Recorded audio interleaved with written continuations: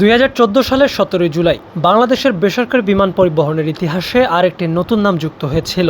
মাত্র দুটি -8 Q400 উড়োজাহাজ নিয়ে ঢাকা-যশোর রুটে প্রথম বাণিজ্যিক ফ্লাইট পরিচালনার মাধ্যমে যাত্রা শুরু করে ইউএস বাংলা এয়ারলাইন্স। সে সময় খুব কম মানুষই হয়তো ভেবেছিলেন একদিন এই ছোট্ট এয়ারলাইন্সই দেশের সবচেয়ে বড় বেসরকারি বিমান সংস্থায় পরিণত হবে। কিন্তু ঠিক 12 বছর পর বাস্তবতা বলছে ইউএস বাংলা শুধু বড় হয়নি, বাংলাদেশের এভিয়েশন শিল্পের গতিপথই বদলে দিয়েছে।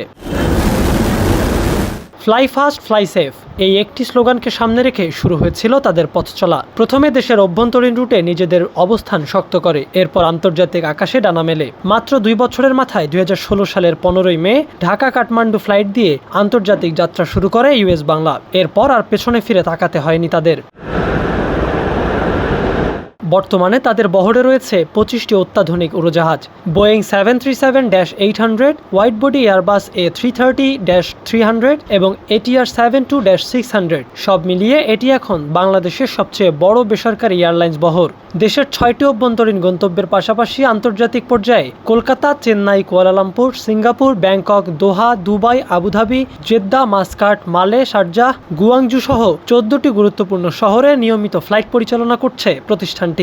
দেশীয় এয়ারলাইন্স হিসেবে প্রথমবারের মতো বাংলাদেশ থেকে সরাসরি গুয়াংজু এবং মালদ্বীপে ফ্লাইট চালুর কৃতিত্ব ইউএস বাংলার।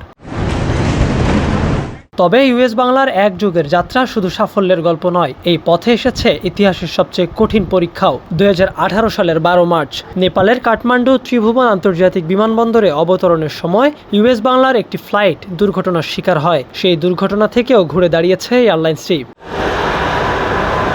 নিরাপত্তা ব্যবস্থা জোরদার, পরিচালনগত মানোন্নয়ন এবং আন্তর্জাতিক সেফটি স্ট্যান্ডার্ড অনুসরণে নতুন করে পরের বছরগুলোতে আয়োটা সদস্যপদ লাভ এবং ধারাবাহিকভাবে উচ্চ অন টাইম পারফরমেন্স ধরে রাখার মাধ্যমে তারা আবারও যাত্রীদের আস্থা ফিরে পেয়েছে।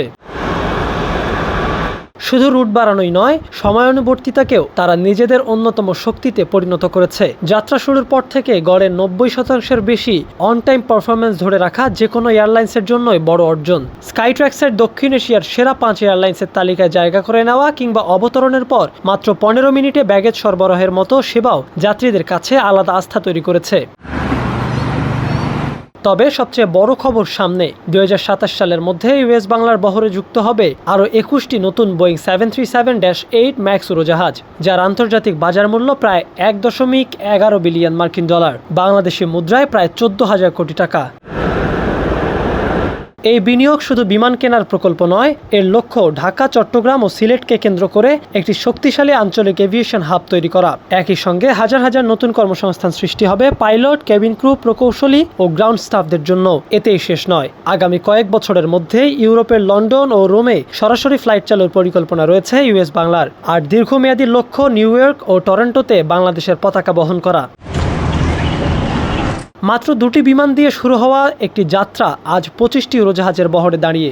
সামনে যুক্ত হবে আরও 21টি। এটা শুধু একটি এয়ারলাইন্সের সাফল্যের গল্প নয়, এটি বাংলাদেশের বেসরকারি এভিয়েশন খাতের আত্মবিশ্বাস, সক্ষমতা এবং বিশ্বমঞ্চে বড় হওয়ার স্বপ্নেরও গল্প।